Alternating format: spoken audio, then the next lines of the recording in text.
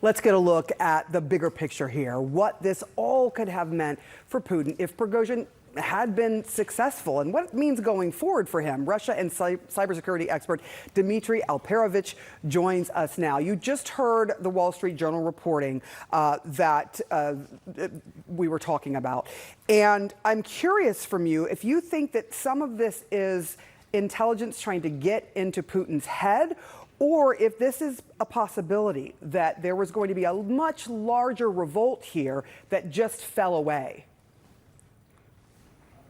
Well, I think it's a little bit of both. I think the Wall Street Journal story certainly tracks. We know that Shoigu was in the city of Rostov. We know that he fled hours before Prigozhin's troops got there. But, you know, this was such a harebrained scheme from the start. Even if Prigozhin had succeeded, even if he had taken Defense Minister Shoigu and Chief of General Staff Gerasimov hostage, what then? Did he think that Putin would really negotiate with him and adhere to his demands to keep Wagner? I don't think so. I don't think Putin would have fallen for that blackmail, and I don't think it would have changed anything.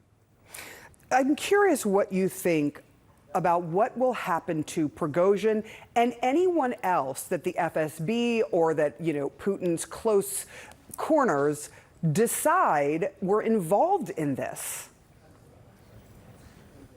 Well, I think Prigozhin is in a very precarious situation. Yes, he's exiled to Belarus. Yes, Putin promised very publicly him amnesty. But the key thing is that the amnesty was for the mutiny.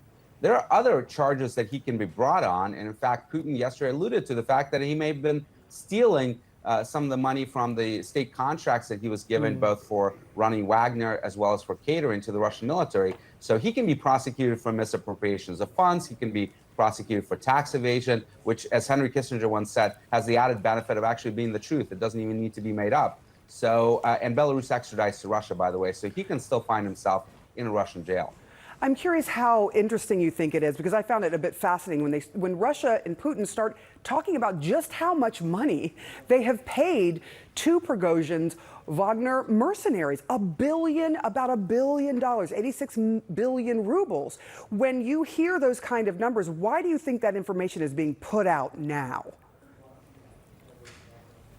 Well, I think Putin is clearly livid. The one thing you cannot do to Putin is be disloyal. And this is the red line that Prigozhin had crossed, even though I don't think he intended to, but it certainly received that wave by Putin. So he is now trying to paint Prigozhin as not only a disloyal figure, but show just how disloyal he's been, that he's gotten $1 billion for Wagner, by the way, on top of $1 billion that he has gotten for catering meals to the Russian military. So he's gotten very, very rich off of these contracts. And that's just in the last year. So you can imagine how long it's been going on since early 2010s. So he wants to show to everyone that this is not what you are going to do. If you're making money off of me, you better not be disloyal.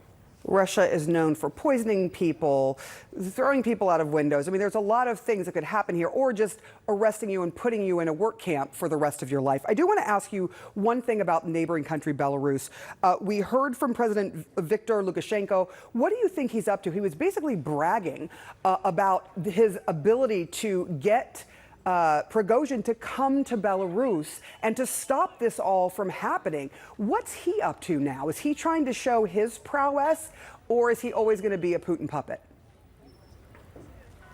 Well, Lukashenko has had an amazing month, one of the best months he's ever had in his ruling of Belarus, because remember, earlier this month, he had received tactical nuclear weapons from Russia. They're now placed in Belarus, although still maintained by Russian forces there. And now he has Prigozhin, and he is shown how he is a peacemaker, conflict resolution professional, if you will, and now he believes that Putin also owes him for saving him effectively from this march on Moscow by Wagner troops. So he is relishing the spotlight, and he's relishing the increased reputation and relevance that he now has. Yeah, when it comes to politics, favors are never free.